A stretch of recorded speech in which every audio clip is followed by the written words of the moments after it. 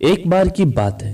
एक बार एक अध्यापक एक संपन्न परिवार के शिष्य के साथ कहीं जा रहे थे, तो उस शिष्य को कुछ मजाक सूझी, क्योंकि उसको रास्ते में किसी गरीब मजदूर के जूते दिखाई दिए। उसने अध्यापक से कहा, गुरुजी, अगर हम इन जूतों को कहीं छिपा दे तो कितना मजा आएगा, और देखते हैं कि इस मजदूर पर इसका असर क्या पड़ता है। अब तो शिष्य को मजाक सूझी थी, लेकिन गुरुजी ने कहा, नहीं, किसी गरीब इंसान के साथ इस तरह का भद्दा मजाक करना ठीक नहीं है। क्यों ना हम इन जूतों में कुछ सिक्के डाल दें और देखें कि इसका इस गरीब मजदूर पर क्या प्रभाव पड़ता है। उन्होंने वैसा ही किया।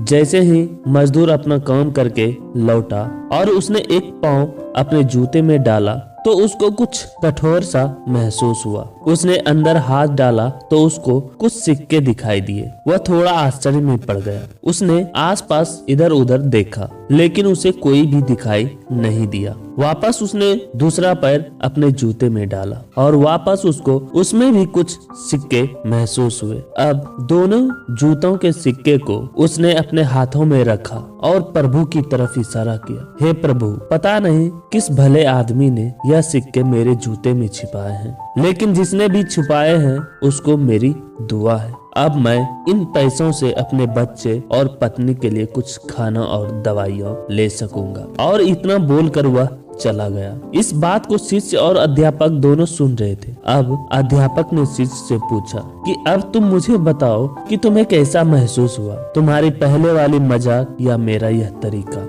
तो उसने कहा, गुरुजी, मैं आपसे क्षमा चाहता हूँ। अब मुझे समझ आ गया है कि सच्ची खुशी किस चीज में है। जब हम किसी का मजाक उड़ाते हैं तो हमें कुछ पल का आनंद मिलता है, लेकिन इससे हमें बद्दुआ भी मिलती है। लेकिन अगर हम किसी की मुश्किल परिस्थिति में मदद करते हैं और जिसकी भी हम मदद करते हैं उसको भी नहीं पता कि हमने उसकी मदद की है, लेकिन अंदर ही अंदर हमें पता है कि हमने उस इंसान की मदद की है। यही सच्ची खुशी है। जब हम दूसरों को खुशी देते हैं तो हमें भी सच्ची खुशी मिलती है। तो दोस्तों, आप भी इसी तरह खुशियाँ बांटते रहिए, लोगों की मदद करते रहिए। मुझे पूरी उम्मीद है कि यह कहानी आपको जरूर पसंद आई होगी। अगर पसंद आई हो तो आप इस वीडियो को लाइक जरूर करें, और अगर आप इस चैनल पर पहली बार आए हैं तो इस चैनल को सब्सक्राइब जरूर कर लें, ताकि आपको कहानी इस तरह की बार बार मिलते रहे। धन्यवाद।